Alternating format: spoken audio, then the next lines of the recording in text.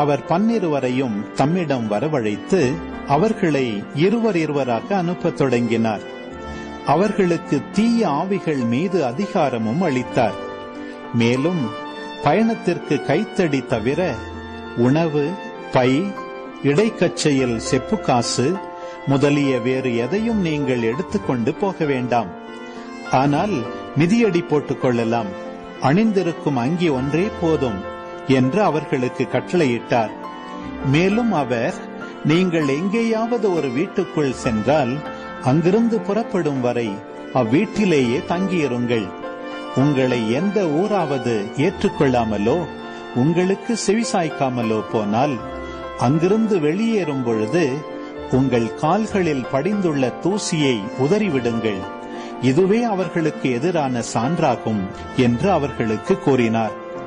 அப்படியே அவர்கள் புறப்பட்டு சென்று மக்கள் மனம் மாற வேண்டும் என்று பறைசாற்றினார்கள். பல பேய்களை ஓட்டினார்கள். உடல் நலமற்றோர் பலரை எண்ணெய் பூசி குணப்படுத்தினார்கள்.